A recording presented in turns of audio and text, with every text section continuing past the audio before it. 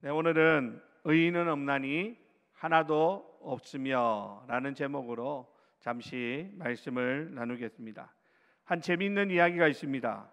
어떤 청년이 장난삼아 영국의 저명인사 20명에게 이런 전보를 날렸다고 합니다. 모든 것이 다 탄로 났으니 속히 피신하기 바랍니다. 이 똑같은 내용의 전보를 보냈는데 장난삼아 보낸 거예요. 그런데 어떻게 되었을까요? 놀랍게도 다음 날 20명 모두가 종적을 감추었다라고 합니다. 여러분, 이 이야기는 우리에게 무엇을 가르쳐 주고 있을까요?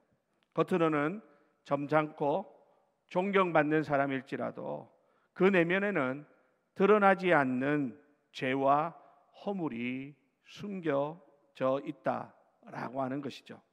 사실 우리 모두는 남들이 알지 못하는, 심지어 자기 자신도 애써 외면하는 어두운 구석을 가지고 있는 사람들입니다.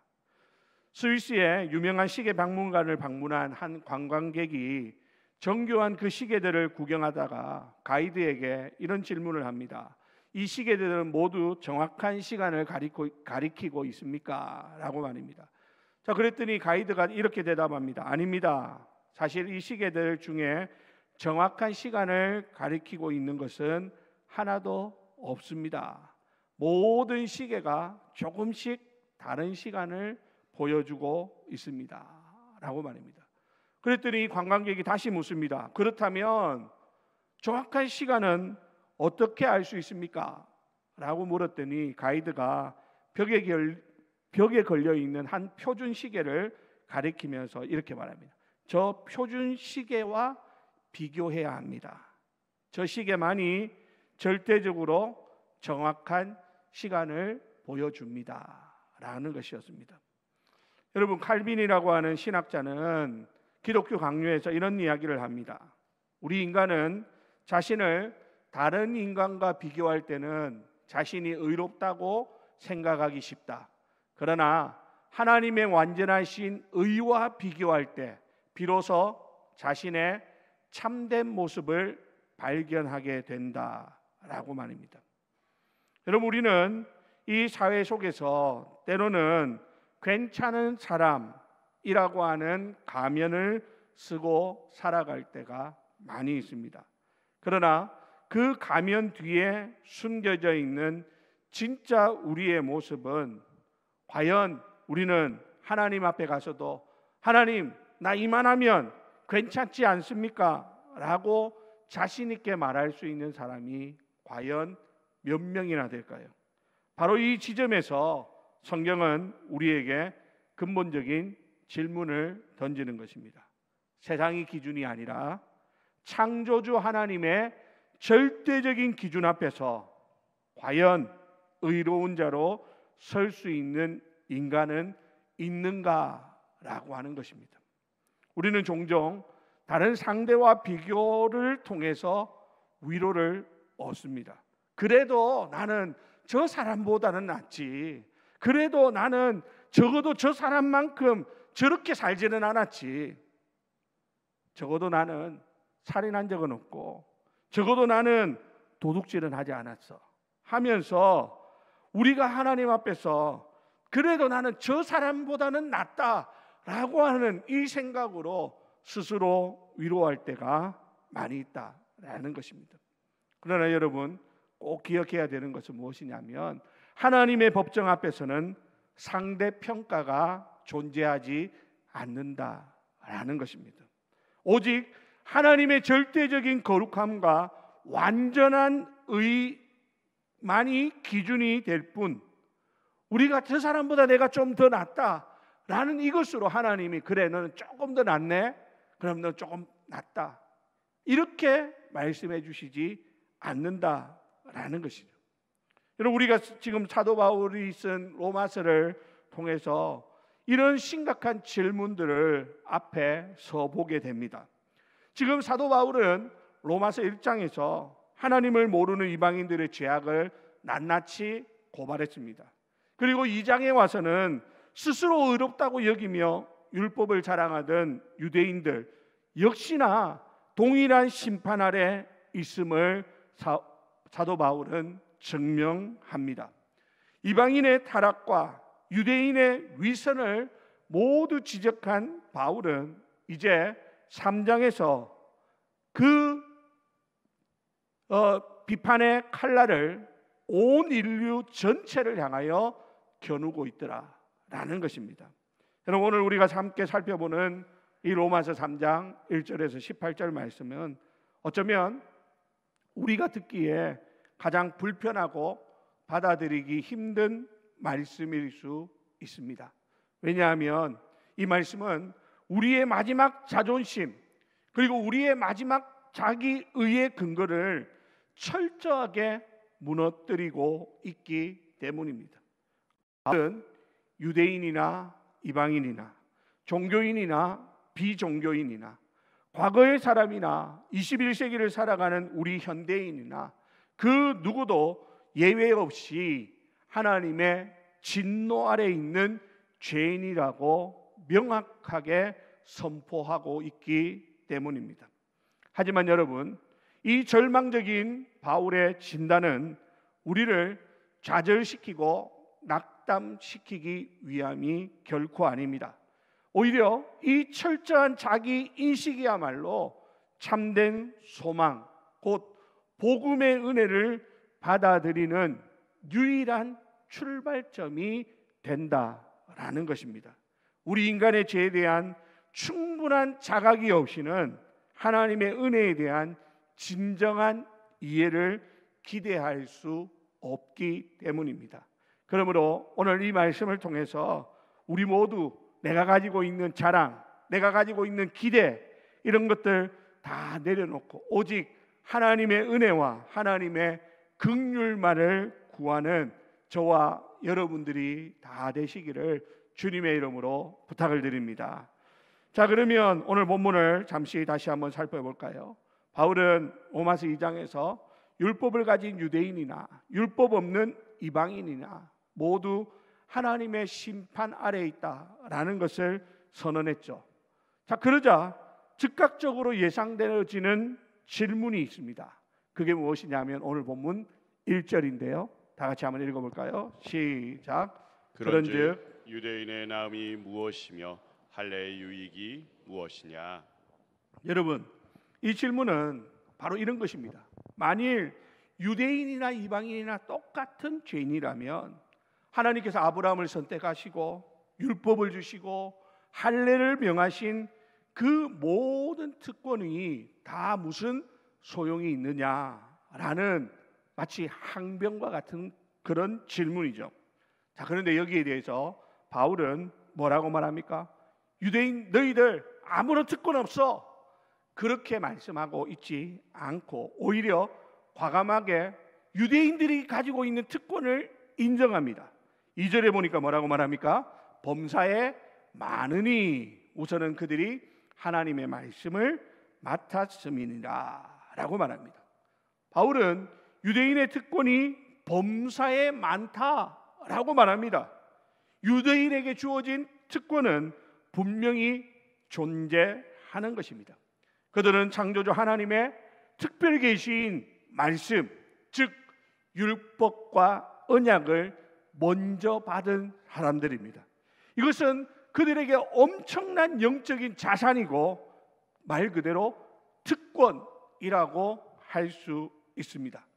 그런데 문제는 그 특권을 어떻게 사용했느냐라는 것입니다.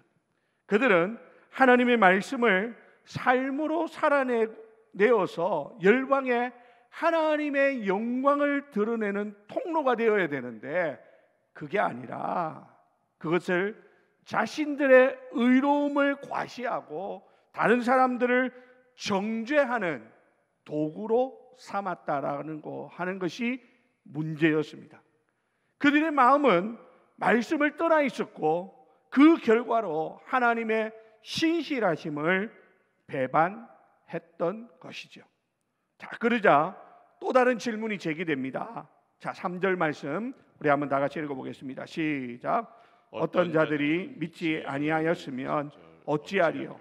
그 믿지 아니함이 하나님의 미쁘심을 패하겠느냐. 여러분, 이 말은 무슨 말이냐 하면 이런 것입니다. 우리가 하나님을 배신했다면 우리와 언약을 맺으신 하나님의 약속도 파기되어지는 것이 아니냐라는 것이죠. 그렇다면 우리가 하나님을 배신하고 하나님과 우리와 맺었던 이 약속이 파기된다면 문제의 책임은 하나님께도 있는 것 아니냐라고 하면서 사람들은 교묘하게 이 책임을 자기에게 두는 것이 아니라 하나님께로 그 책임을 던져버리더라 라는 것이죠. 바울은 이 위험한 생각을 향해서 단호하게 이렇게 말씀합니다. 4절에 보니까 그럴 수 없느니라. 사람은 다 거짓되되 오직 하나님은 참되시다 할지어다 라고 말합니다. 우리 인간의 불성실과 죄악이 하나님의 신실하심과 의로우심을 결코 훼손할 수 없다는 말입니다. 인간의 불신앙이 하나님의 신실하심을 패할 수 없다라고 하는 것은 사실 바울 신학의 아주 중요한 핵심 중에 하나입니다. 하나님의 약속과 계획은 우리 인간의 반응 여부에 따라 좌우되는 것이 아니라 그분의 절대적인 주권과 신실하심에 근거하고 있기 때문입니다. 오히려 우리의 죄악은 하나님의 공의로운 심판을 통해서 그분의 의를 더욱 명확하게 드러낼 뿐인 것이죠. 하나님은 언제나 참되시고 하나님은 언제나 의로우신 분이십니다. 문제는 어디에 있을까요? 항상 우리에게 문제가 있다라는 것이죠. 그래서 오늘 본문 5절 6절에서 바울은 이렇게 반론을 제기합니다. 자, 다같이 읽겠습니다. 5절 6절 시작. 그러나 우리 불의가 하나님의 의를 드러나게 하면 무슨 말하리요? 내가 사람의 말대로 말하노니 진노를 내리시는 하나님이 불의하시냐? 결코 그렇지 아니하리라. 만일 그러하면 하나님께서 어찌 세상을 심판하시리요? 예, 그렇습니다. 여러분, 인간의 불의가 하나님의 의를 드러낸다라는 바울의 이 논리는 어떻게 보면 자칫 잘못하면 위험한 결론으로 왜곡될 수 있는 말입니다. 예를 들면 이런 것이죠. 우리의 불의가 하나님의 의를 드러나게 한다면 우리에게 진노를 내리시는 하나님이 불의하신 것이 아니냐, 아까 5절에 그렇게 말하는 것처럼 말입니다. 이것은 자신의 죄를 하나님의 영광을 위한 도구였다고 합리화하면서 그 죄에 대한 심판의 부당함을 주장하는 궤변이 된다라는 것입니다. 여기에 대해서 바울은 명확하게 말합니다. 6절에 보니까 결코 그렇지 아니하니라. 만일 그러하면 하나님께서 어찌 세상을 심판하시리요? 라고 그냥 단칼에 일축시켜 버립니다. 여러분, 또 다른 위험한 결론이 뭐냐면 여기서 한 걸음 더 나아가는 것입니다. 8절에 보면 이렇게 말하죠. 선을 이루기 위하여 악을 행하자 하지 않겠느냐라는 것입니다. 내 죄가 클수록 하나님의 은혜가 더 크게 드러난다면 차라리 내가 더 많은 죄를 짓는 것이 하나님께 영광이 되는 것이 아니냐라는 식의 파렴치한 주장을 펼치기에 이르는 것이죠. 바울은 이러한 말도 안 되는 주장하는 자들에 대해서 뭐라고 말합니까? 정죄받는 것이 마땅하다라고 강력하게 말씀합니다. 무슨 말입니까?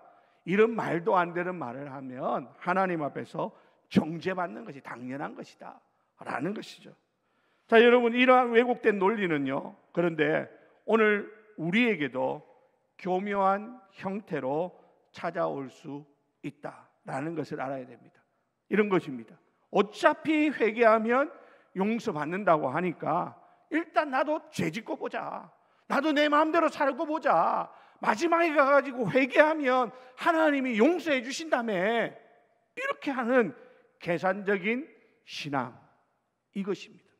뿐만 아닙니다. 나처럼 부족한 죄인이 구원받아야 하나님의 은혜가 더 커 보이는 것이 아니냐 하면서 자신은 자기 마음대로 살아가는 그런 영적인 죄악 가운데 머무는 것입니다. 뿐만 아니라 우리가 흔히 그런 말을 하죠. 세상에서 성공하려면 마냥 착해서는 안 된다. 어느 정도 불의는 감수해야 하는 것이다. 예수 믿는 것도 좋단 말이야. 천국 가는 것도 좋고 하나님 자녀라는 것도 오케이, 나 인정한다. 하지만 세상에서 성공하고 잘 되려면 적당하게 타협하고 적당하게 불의도 행하고 들키지만 않으면 되는 것 아니냐라고 생각하는 이러한 모든 것들이 오늘 우리가 살아가는 이 세상 가운데서도 얼마든지 나타날 수 있다라는 것입니다. 그러면 여러분, 바울은 뭐라고 말합니까? 하나님의 은혜를 값싼 것으로 만들고 자신의 더러운 죄악을 정당화하려는 이 모든 시도에 대해서 바울은 단호합니다. 바울은 그 모든 것에 대해서 아니라고 분명히 말씀합니다. 특권은 책임을 낳고 인간의 불의는 하나님의 심판을 피할 수 없고 하나님의 은혜는 결코 죄를 짓기 위한 방편이 될 수 없다라고 선언하는 것이죠. 유대인들에게 주어진 가장 큰 특권은 하나님의 말씀을 맡은 것이다 라고 했죠.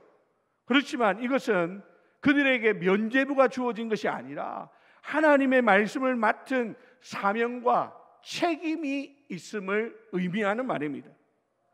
우리 인간의 불성실함은 결코 하나님의 신실하신 계획을 무너뜨릴 수 없고 오히려 하나님의 의로운 심판의 정당성을 드러낼 뿐인 것이죠. 사랑하는 성도 여러분, 오늘날 우리 성도들도 이 유대인들의 착각에 빠지지 않기를 바랍니다. 우리가 매주 예배드리고 성경 읽고 큐티하고 기도 열심히 하고 우리는 세상 사람들보다 이러한 것들을 가지고서 내가 하나님의 자녀로서 누리는 영적인 특권이다, 이렇게 생각하기 쉽습니다. 그러나 이 모든 특권이 우리의 구원을 보장해 주는 것은 아니라는 것이죠. 오히려 그 특권은 우리에게 더 큰 책임을 요구한다라는 것을 알아야 합니다. 우리가 받은 말씀과 은혜를 삶으로 살아내지 못한다면 우리의 특권은 도리어 우리를 심판하는 더 강력한 근거가 될 것입니다. 교회 다닌다는 사실 자체가, 내가 교회에서 직분을 받았다라고 하는 그 자체가, 내가 교회에서 성경 공부를 얼마나 많이 했다라는 그것 자체가 결코 우리를 의롭게 만들지 못하는 것입니다. 오직 그 말씀 앞에서 자신을 깨뜨려서 하나님 말씀에 순종하는 믿음만이 우리를 하나님과 바른 관계에 이르게 하는 것을 우리는 잊어서는 안 되는 것입니다. 사랑하는 우리 성도 여러분, 오늘도 내가 로마서 말씀 한 장 읽었다, 들었다, 내가 이해했다, 배웠다, 그것으로 만족하지 말고 이 말씀 앞에서 자신의 연약함을 하나님 앞에 내어놓고 이 말씀대로 순종하기 위해서 몸부리시는 가운데 하나님께로 더 가까이 나아갈 수 있는 그러한 저와 여러분들이 되시기를 주님의 이름으로 간절히 부탁을 드립니다. 자, 이제 바울은 이 이야기를 유대인을 넘어서 인류 전체로 확장하여 이야기하기 시작합니다. 그러면서 가장 핵심적인 질문을 던집니다. 그 질문이 뭐냐? 오늘 본문 9절인데요. 다 같이 읽겠습니다. 시작. 그러면 어떠하냐? 우리는 나으냐? 결코 아니라. 유대인이나 헬라인이나 다 죄 아래에 있다고 우리가 이미 선언하였느니라. 아멘. 자, 여기 보면 바울이 뭐라고 말합니까? 우리는 나으냐? 라고 묻죠. 거기에 대한 바울의 대답이 뭡니까? 결코 아니라 라고 하는 것입니다. 유대인이든 헬라인이든 인종과 문화와 종교와 도덕적인 수준과 내가 사회적인 지위와 상관없이 우리 인간 모두는 동일한 상태에 있다라는 것이죠. 그 상태가 뭡니까? 여기 보니까 뭐라고 말해요? 다 죄 아래 있다라는 것입니다. 사랑하는 우리 성도 여러분, 오늘 혹시 기분 나쁘신 분들이 있는지 모르겠어요. 나는 죄 지은 적 없는데, 나는 다른 사람들이 나보고 법 없이도 살 사람이라고 이야기하는데 왜 나보고 죄 아래 있다라고 이야기하는 거예요. 여러분, 이것을 깨달아야 그 다음 단계로 나아갈 수 있습니다. 여러분, 여기서 죄 아래에 있다라는 것은 단순히 우리가 뭐 가끔 죄를 짓는다 그런 의미가 아닙니다. 이것은요, 죄가 아예 우리의 왕이 되어서 우리를 통치하고 지배하는, 아예 우리는 그 죄의 노예 상태에 있음을 의미하는 것입니다. 죄의 권세 아래에서 우리의 스스로의 힘으로는 결코 빠져나올 수 없는 절망적인 상태가 바로 오늘 우리의 모습이라는 것입니다. 여러분, 바울은 이런 절망적인 상태를 구약의 이야기를 가져와서 우리에게 설명해 줍니다. 그러면 우리의 절망적인 이 상태가 뭡니까? 첫 번째는요, 하나님과의 관계가 완전히 파괴되었다라는 것입니다. 오늘 본문 10절에서 12절 우리 다 같이 읽어볼까요? 시작. 기록된 바 의인은 없나니 하나도 없으며 깨닫는 자도 없고 하나님을 찾는 자도 없고 다 치우쳐 함께 무익하게 되고 선을 행하는 자는 없나니 하나도 없도다. 여러분, 지금부터 살펴보는 이 말씀들은요, 구약에 나오는 이야기들을 바울이 가져와서 하는 이야기입니다. 여러분, 여기 뭐라고 말합니까? 의인은 없나니 얼마나 없다고요? 하나도 없다. 이것이 바로 우리 인간의 근본적인 상태라는 것입니다. 그렇습니다. 우리 스스로 의롭다 말할 수 있는 사람은 단 한 사람도 존재하지 않습니다. 영적으로 무지하여 하나님을 깨달을 수도 없고 본성적으로 부패하여 하나님을 찾으려는 마음조차 없는 것이 우리의 본래 모습인 것입니다. 우리 모두가 하나님을 등지고 곁길로 가버려서 영적으로는 완전히 파산한 상태, 무익한 존재가 되어 버렸다라는 것이죠. 그래서 이제 우리에게는요, 선을 행할 능력 자체가 상실되어져 버린 것입니다. 그러니까 여러분, 이 선언 앞에서 우리는 결코 교만할 수 없는 것이죠. 오늘 성경이 말하는 것처럼 의인은 없나니 하나도 없으며 깨닫는 자도 없고 하나님을 찾는 자도 없고 선을 행하는 자는 없나니 하나도 없다라고 하는 이 선언 안에 우리 모두가 다 포함되어지는 것입니다. 여기 있는 목사부터 우리 여기에 있는 우리 모든 성도들, 세상에 있는 사람들은 물론이고 말입니다. 우리 모두는 하나님 앞에서 결코 의인이 될 수 없는 자들입니다. 우리에게는 깨달을 수 있는 지혜가 없습니다. 우리에게는 하나님을 찾고자 하는 열망이 사라져 버렸습니다. 하는 모든 것들이 다 무익합니다. 선을 행하는 그런 능력도 없는, 한마디로 말해서 영적으로는 죽은 모습이 바로 우리의 모습인 것이죠. 뿐만 아니라 여러분, 오늘 바울이 이야기하는 가장 절망적인 상태는 또 어떻게 나타날까요? 두 번째는요, 우리의 말이 심각하게 부패해져 버렸다라는 것입니다. 오늘 보면 13절 14절 다 같이 읽어보겠습니다. 시작. 그들의 목금은 열린 무덤이요 그 혀로는 속임을 일삼으며 그 입술에는 독사의 독이 있고 그 입에는 저주와 악독이 가득하고. 여러분, 이것도 역시 구약의 말씀을 가져와서 인용하고 있는 말씀입니다. 바울은 우리 인간이 언어 생활에서 나타나는 죄성을 지금 이렇게 생생하게 묘사하고 있습니다. 여러분, 우리가 하나님 앞에서 마음이 부패했다라는 것은요, 그냥 그걸로 끝나는 것이 아니라는 것이죠. 반드시 뭘로 나타납니까? 말을 통해서 드러나게 된다라는 것입니다.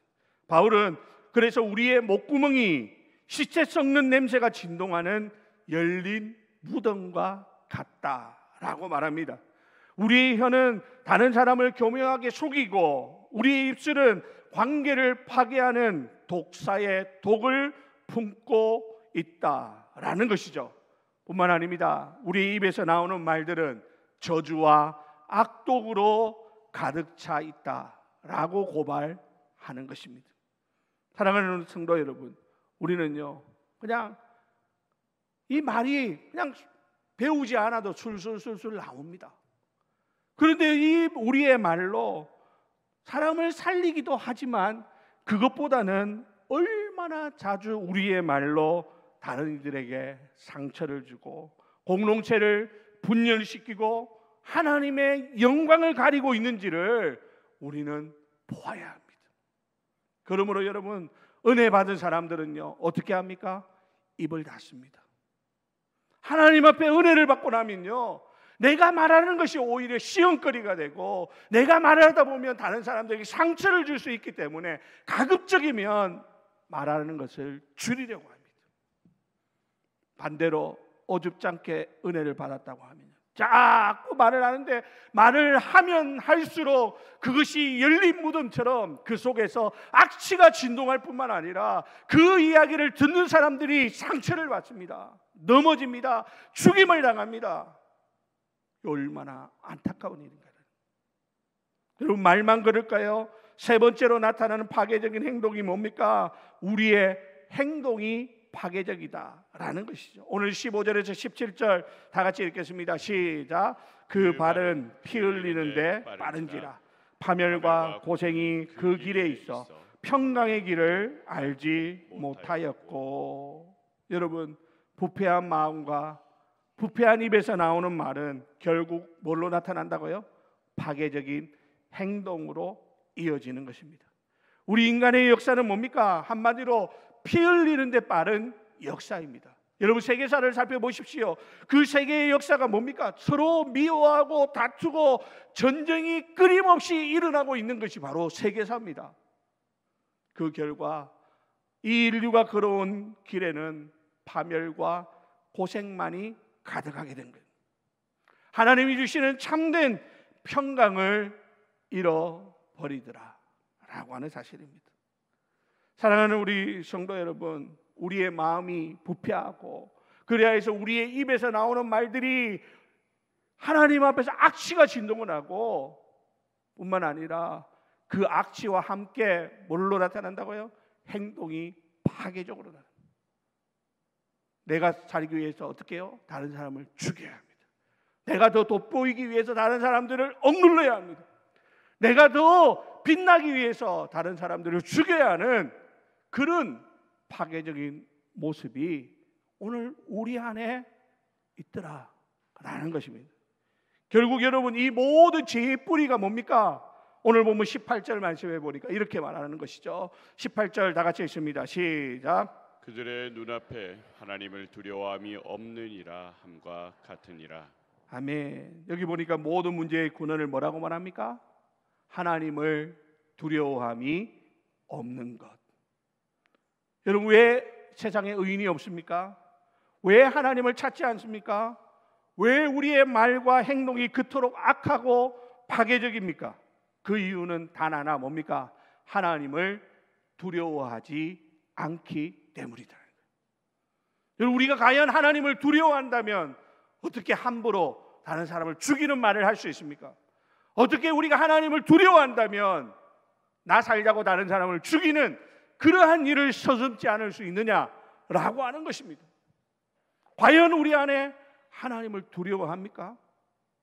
그냥 하나님이 잠깐 무서워서 피하는 정도가 아니라 그 앞에 서게 될 때 그 두려움에 우리 온몸이 사시나무 떨듯이 떨리고 그 앞에서 주저앉을 수밖에 없는 그런 두려움이 우리에게 있다면 우리는 결코 하나님 앞에서 죄를 짓는, 다른 사람들에게 심한 말을 하는, 파괴적인 행동을 하는 그러한 모습으로는 살 수 없다라고 하는 것입니다. 사랑하는 우리 성도 여러분, 오늘 이 말씀이 누구를 향한 이야기입니까? 오늘 로마 교회 성도들을 두고 하는 이야기일까요? 물론 맞죠. 하지만 여러분, 이것은 바로 오늘 우리의 모습을 바울이 정확하게 진단해내고 있는 이야기입니다. 여러분, 이 말씀 앞에서 아닙니다, 나는 예외입니다 라고 말할 수 있는 사람 없습니다. 여러분, 이것을 우리는 전적 타락이라고 합니다. 우리 인간은 스스로를 구원할 수 있는 그 어떤 선한 능력이나 가능성이 남아있지 않습니다. 우리는 하나님 앞에서 전적으로 부패한 존재라는 것입니다. 마음, 말, 행동, 생각, 이 모든 것이 하나님 앞에서 다 타락해 버렸습니다. 그래서 우리는 하나님 앞에서 우리의 구원을 이야기할 수 있는 것은 하나도 없는 것이죠. 자, 그러면 여러분, 율법은 뭡니까? 율법의 기능은 뭡니까? 하나님 왜 이스라엘 백성들에게 율법을 주셨습니까? 율법을 지키면 구원받는다는 거 아닙니까? 아닙니다. 율법의 기능은 우리를 구원하는 것이 아닙니다. 율법은 마치, 여러분 건강검진 해보신 분들 아시죠? 정밀한 MRI 기계, 그 속에 한번 들어갔다 나오면요, 우리 몸 안에 있는 저 깊숙이 숨어있는 암세포까지 정확하게 찾아내어서 보여주죠. 하지만 여러분, 이 MRI 기계가 암을 진단할 수는 있어도 치료할 수 있는 것은 아닙니다. 마찬가지로 율법은 우리가 얼마나 심각한 죄의 환자인지를 명확하게 깨달게 해주는 것은 할 수 있을지 모르겠지만, 우리를 죄에서 구원할 능력은 율법에는 없는 것입니다. 그래서 오늘 우리가 읽지 않았지만 20절에 이렇게 말하는 것입니다. 다 같이 읽습니다. 20절 말씀 시작. 그러므로 율법의 행위로 그의 앞에 의롭다 하심을 얻을 육체가 없나니 율법으로는 죄를 깨달음이니라. 아멘. 여러분, 오늘 로마서 3장 말씀이 우리의 영적 상태를 정확하게 촬영한 MRI 사진과 같습니다. 우리는 이 사진 앞에서 더 이상 나는 괜찮다 라고 말하면 안 되는 것이죠. 왜요? 성경은 뭐라고 말한다고요? 의인은 없나니 하나도 없다라고 말하는, 모든 사람들이 다 죄를 범했다라고 성경은 분명하게 우리의 상태를 선언하고 있기 때문인 것입니다.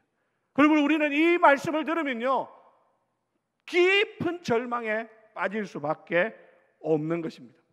하지만 여러분, 바로 이 절망이 찾아오는 이 자리가 바로 하나님의 은혜가 시작되는 자리라고 하는 사실을 기억하시기 바랍니다. 내가 내 힘으로는 아무것도 할 수 없는 완전한 죄인이라고 하는 것을 인정하는 그 순간, 우리는 비로소 우리 밖에서 오는 구원, 하늘로부터 내려오는 하나님의 은혜를 갈망하게 되기 때문입니다. 우리 스스로의 의로움을 포기한 자만이 예수 그리스도의 의로운 옷을 입을 수 있기 때문입니다. 스스로 자기의 지혜를 내려놓는 자만이 십자가의 그 은혜를 붙들 수 있기 때문입니다. 그러므로 여러분, 오늘 로마서 3장 18절까지의 이 끔찍한 우리 인간의 민낯은 바로 이어지는 21절 22절의 영광스러운 복음을 위한 필수적인 전제가 되는 것입니다. 자, 오늘 우리 읽지 않았지만 21절 22절 다 같이 한번 읽겠습니다. 시작. 이제는 율법 외에 하나님의 한 의가 나타났으니 율법과 선지자들에게 증거를 받은 것이라. 곧 예수 그리스도를 믿음으로 말미암아 모든 믿는 자에게 미치는 하나님의 의니 차별이 없느니라. 아멘. 할렐루야. 여러분, 그렇습니다. 우리의 완전한 절망 속으로 하나님께서 친히 찾아오셨습니다. 그분의 아들 예수 그리스도를 통해 우리의 모든 죄를 덮고도 남는 완전한 하나님의 의의 옷을 선물로 입혀 주십니다.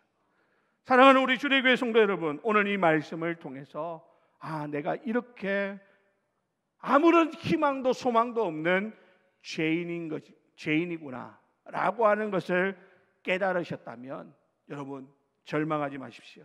오히려 하나님 앞에 감사하시기 바랍니다. 그 깨달음이 바로 우리를 구원하시는 하나님의 은혜의 손길이기 때문입니다.